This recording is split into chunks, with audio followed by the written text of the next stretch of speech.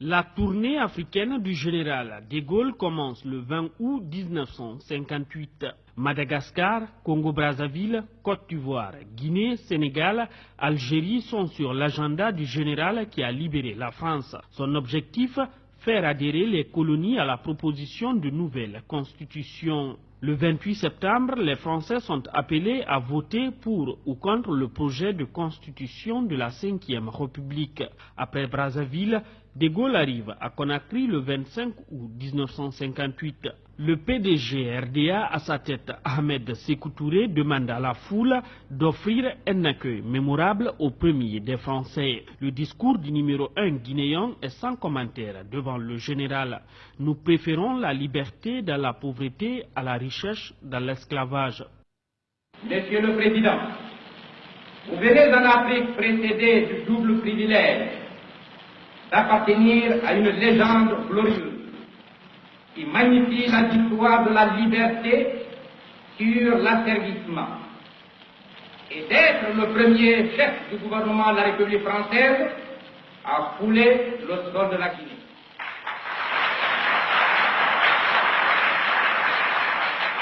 Nous avons quant à nous un premier et indispensable besoin, celui de notre dignité.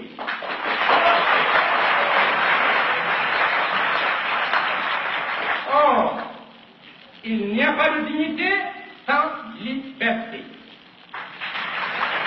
Car tout assujettissement de ce contraire imposé et subi dégrade celui sur qui elle pèse, lui retire une part de sa qualité d'homme et en fait arbitrairement un être inférieur. Nous préférons la pauvreté dans la liberté à la richesse dans l'esclavage.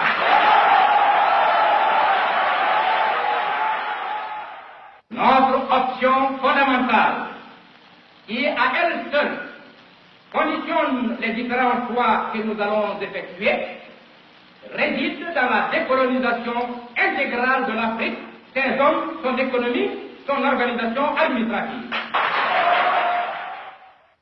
Le discours de Sékou Touré est perçu comme une insulte par le général de Gaulle qui réagit dans l'improvisation.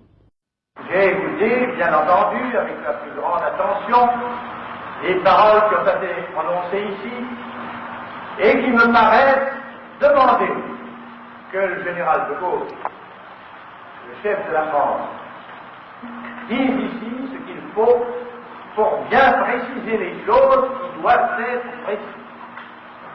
Nous croyons, je crois, depuis des années, et je l'ai prouvé quand il fallait, que les peuples africains étaient appelés à leur libre détermination. Je crois aujourd'hui que c'est là qu'une étape, qu'ils continueront leur évolution, et ce n'est pas moi, ce n'est pas la France qui le contestera jamais. Cette communauté, la France la propose. Personne n'est tenu d'y adhérer. On a parlé d'indépendance, je dis ici plus haut encore qu'ailleurs, que l'indépendance est à la disposition de la Guinée. Elle peut la prendre le 28 septembre, en disant non à la proposition qui lui est faite. Et dans ce cas, je garantis que la métropole n'y fera pas d'obstacle. Elle en tirera bien sûr les conséquences, mais d'obstacle, elle n'en fera pas.